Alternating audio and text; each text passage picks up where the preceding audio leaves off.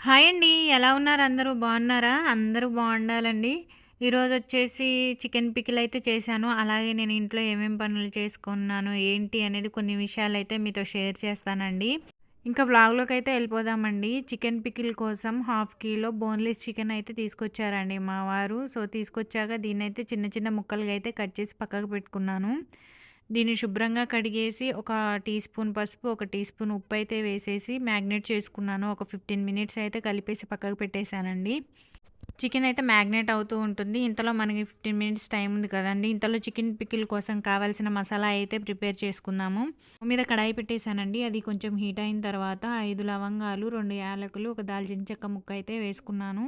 ఇవి కొంచెం ఫ్రై అయిన తర్వాత 2 టీ స్పూన్ల ధనియాలు, ఒక టీ స్పూన్ మెంతులు, ఒక టీ స్పూన్ జీలకర్ర, అలాగే ఒక టీ స్పూన్ ఆవాలు వేసేసి వీటిని మంచిగా మాడిపోకుండా కలర్ చేంజ్ అయ్యేంత వరకు ఫ్రై చేసుకోవాలండి. చూస్తున్నారు కదా! ఈ విధంగా అయితే ఫ్రై చేసుకోవాలి.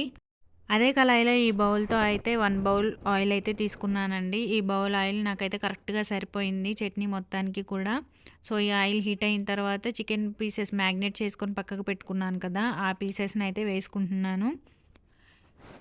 ఆయిల్‌లో చికెన్ వేసుకున్న 5 నిమిషాలకైతే ఇలా వాటర్ అయితే బయటకొస్తాయండి చికెన్‌లో వాటర్ ఉంటాయి కదా! అవన్నీ కూడా బయటకొస్తాయన్నమాట. సో, ఈ వాటర్ అంతా ఇంకిపోయి చికెన్ క్రిస్పీగా అయ్యేంత వరకు మనం ఫ్రై చేసుకోవాలి. సో, చూస్తున్నారు కదా ఈ వీడియోలో ఈ విధంగా ఈ కలర్ చేంజ్ అయ్యేంత వరకు కూడా చికెన్ పీసెస్‌ననేవి మనం ఫ్రై చేసుకోవాలండి. సో, దగ్గరే ఉండి చేసుకోవాలి. మనం ఇవి పొయ్యి మీద పెట్టేసి అటు ఇటు వెళ్ళామంటే మాడిపోతాయి. సో, దగ్గరే ఉండి కలుపుకుంటూ అయితే మంచిగా కలర్ అంతవరకు ఫ్రై చేసుకోవాలి. చికెన్ పీసెస్ మంచి క్రిస్పీగా అయితే ఫ్రై అయ్యాయండి. అన్నీ ఒక బౌల్‌లోకి అయితే తీసి పెట్టుకున్నాను. సో, నెక్స్ట్ అయితే అదే ఆయిల్‌లో అల్లం వెల్లుల్లి పేస్ట్ ఒక టేబుల్ స్పూన్ వరకు అయితే వేసుకున్నాను. సో, ఇది మాడిపోకుండా పచ్చివాసన పోయేంత వరకు ఫ్రై చేసుకోవాలి. పచ్చివాసన పోయిన తర్వాత నెక్స్ట్ మనం ఫ్రై చేసుకున్న చికెన్ పీసెస్‌ని అయితే ఆయిల్‌లో వేసేసుకోవాలి. సో, ఇది ఒక 2 మినిట్స్ అలా ఫ్రై అయిన తర్వాత ఇంతకుముందు ప్రిపేర్ చేసుకున్న మసాలా ఒక టేబుల్ స్పూన్, అలాగే ఒక టీ స్పూన్ సాల్ట్, అంటే ఇందాక మ్యాగ్నేట్ చేసుకున్నప్పుడు కొంచెం వేసాం కాబట్టి చూసుకొని వేసుకోవాలి. అలాగే ఒక టేబుల్ స్పూన్ కారము, ఇవన్నీ మాడిపోకుండా మంచిగా ఈవెన్‌గా అయితే ఫ్రై చేసుకోవాలండి. ఒక 5 మినిట్స్ ఫ్రై చేసుకున్నామంటే అయిపోతుంది. సో, చికెన్ పికిల్ అయితే రెడీ అయిపోయింది. ఇంకా ఈ కడాయిని దింపేసి పక్కకైతే పెట్టేసుకున్నానండి. చల్లారిన తర్వాత ఒక లెమన్ పిండేస్తే అయిపోతుంది. ఇంకా చికెన్ పికిల్ చేయడం అయిపోయింది కదా! అంశు ఏం చేస్తున్నాడా చూద్దామని హాల్లోకైతే వచ్చానండి. నేను పని చేసుకుంటూ అంశుకి బొమ్మలు పెట్టేసి అయితే పని చేసుకుంటూ ఉన్నాను. సో, చూద్దామని వస్తే అన్నీ నొక్కేస్తా ఉన్నాడనమాట.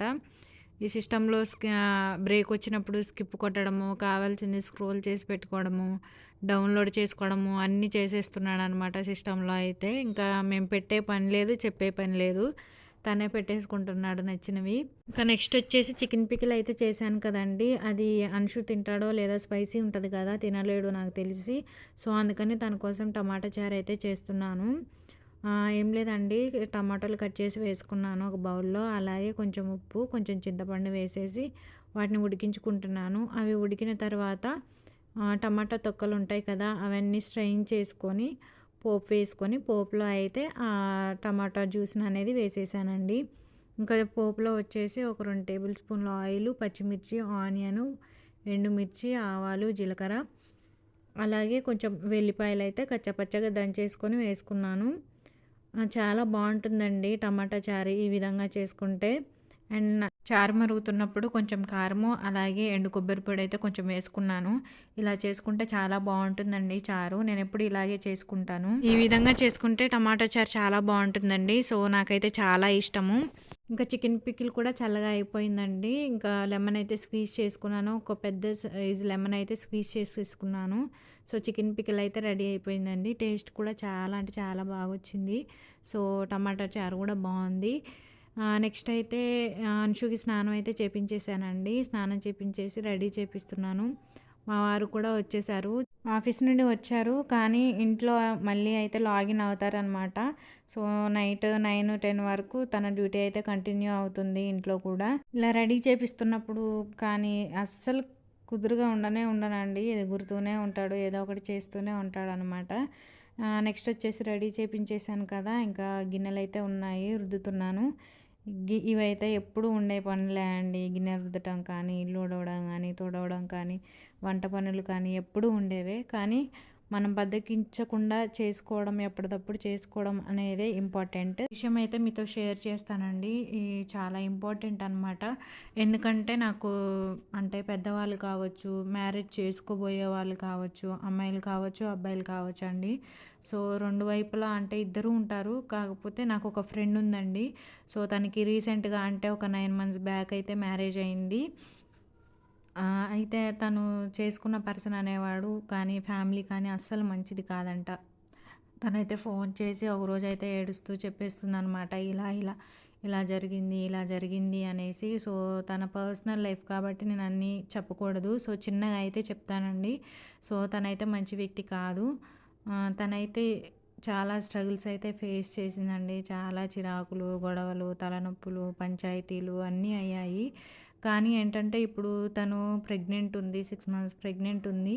తను అటు వదిలేయలేక, ఇటు కలిసి ఉండలేక, కలిసి ఉండి టార్చర్ భరించలేక, అటు వదిలేయలేక, అటు ఇటు మధ్యలో అయితే సతమతం అవుతూ ఉందనమాట. సో, మ్యారేజ్ చేసుకునే వాళ్ళు చాలా జాగ్రత్తగా ఎంక్వైరీస్ చేసి అయితే మ్యారేజ్ చేసుకోండి. అండ్ వాళ్ళు కూడా ఎంక్వైరీ సరిగ్గా చేయలేదేమో అండి. చేయలేదు కాబట్టి అలాంటి వ్యక్తి అయితే తన లైఫ్‌లోకి వచ్చాడు. సో, ఎంక్వైరీ అనేది చాలా మస్ట్ అండి. లైట్ తీసుకోవద్దు. సో, మ్యారేజ్ చేసుకునే వాళ్ళు చాలా జాగ్రత్తగా చేసుకోండి. అండ్ పేరెంట్స్ కూడా ఏంటంటే వాళ్ళు వీళ్ళు ఎప్పుడు మ్యారేజ్ చేస్తారు ఏంటి అని అడుగుతున్నారని కూడా వీళ్ళు కంగారు పడిపోయి మ్యారేజ్ చేసేస్తూ ఉంటారు. కానీ అలా చేయొద్దండి. ఇదైతే చిన్నవాళ్ళకైతే నా సజెషన్ అండి. పెద్దవాళ్ళకైతే నా రిక్వెస్ట్ అనమాట. సో, మ్యారేజ్ విషయంలో తొందరపడొద్దండి. ఒక 2 డేస్ బ్యాక్ అయితే ఫోన్ చేసి ఇలా అవుతుంది, ఇలా చేస్తున్నాడు, ఇలా అనేసి బాగా ఏడ్చేసిందండి. సో, నేను ఏం చెప్పగలను, ధైర్యం చెప్పాను అంతే కానీ మనసులో ఎంత బాధ ఉందో ఏంటో దాన్నైతే మనం క్లియర్ చేయలేము కదా! సో, వద్దండి. సో, మ్యారేజ్ చేసుకునే వాళ్ళు చాలా జాగ్రత్తగా అయితే ఎంక్వైరీ చేసుకోండి. ఇక నైట్ డిన్నర్ టైం అయితే అయిందండి. సో, మా వారికి చికెన్ పికిల్ వేసి రైస్ అయితే పెట్టిచ్చేసాను. ఇది అన్షు కోసం ఎగ్ అయితే బాయిల్ చేశానండి. ఇంకా అన్షుకి కూడా తినిపించేసాను. ఇంకా వీడియోనైతే చూస్తున్నారు కానీ లైక్ అయితే చేయట్లేదండి. లైక్ అనేది చాలా ఇంపార్టెంట్ అండి. నాకు కూడా చాలా బూస్టప్‌గా ఉంటుంది. సో, లైక్ చేయండి. అలాగే సబ్స్క్రైబ్ చేసుకోండి. Bye bye.